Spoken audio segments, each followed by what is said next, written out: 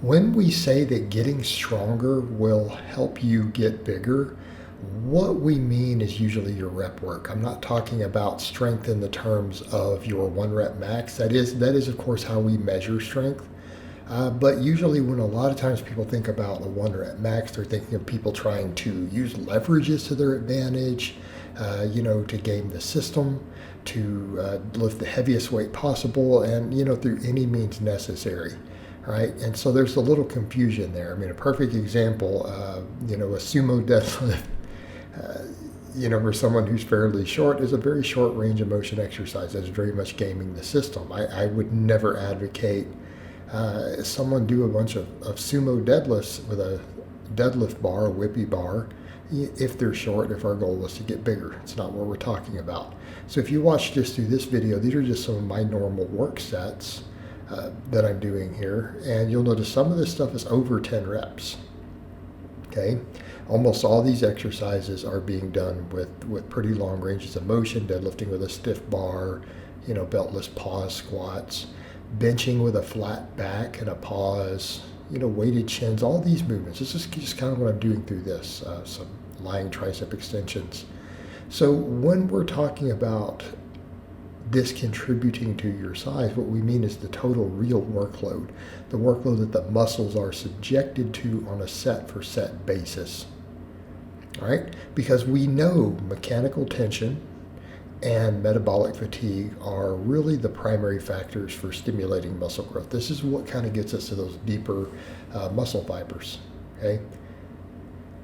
But there needs to be progressive overload there. In other words, if you just have 135 on the bar, on the bench press, and on the squat, and on the deadlift, you are probably not going to get very big on that unless you were doing just insane amounts of reps. And there's a point where the fatigue is so high, if you're doing 30, 40, 50 rep sets, the fatigue of that is just so ridiculously high that it's hard to ever recover from it. It's hard to complete workouts. Workouts are just grueling. They take forever to do that sort of volumes. So what I like to tell people is, like, a good judge of strength as far as where you're going with your hypertrophy is, around 10 rep sets done with long ranges of motion in strict form. Perfect example here, I'm doing beltless pause squats, and I'm doing them pretty deep, right? Going down, sinking it to the bottom, pausing for 2 count in my head, or at least a full second, and then coming back up. Wide grip benching with a flat back, pausing on every rep. This is what I am talking about when I say that. There is a very large hypertrophic stimulus to this. For those who don't know what that means that we're stimulating gains. Okay? And again, the confusion when it comes to this with progressive overload is, people will say, well, I lifted this weight and I didn't get noticeably bigger, but then you look at what they did. I mean, I've seen guys do that and they're like, well, I got my bench up to this and I didn't get big enough. And you look at their 315 bench, it's big arch, bouncing it off the chest, grindy. Even their butt lifting off the bench, you didn't even bench 315. Like, no one would count that. Like, no reasonable person would count that. We would just laugh at it. So they didn't really do it. And I would say the same thing. Okay, but instead of the 315, let's talk about it in rep work. How about 225 for 10?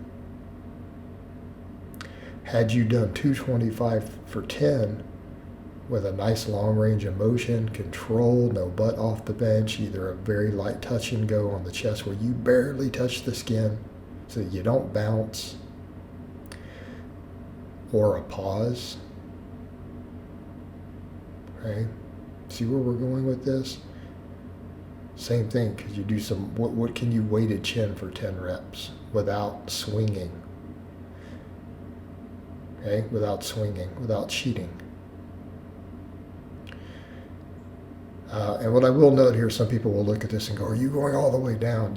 Yes, I technically am. I've shown people this is what my arms and stuff do. Notice my scapular coming apart. That's just as far as my arms will bend and all of that. My scapular coming apart at the bottom, so I'm getting the full stretch. But this is what I mean, deeper stretch movements, because that stretch position is extremely important for muscle growth, right? The research on it confirms it is really almost critical to maximize muscle growth, to get into the deeper stretch position. So if we're gaming everything to avoid them squatting high, bouncing on the bench, or a really big arch and bouncing on the bench, you're just losing a lot of that stimulus.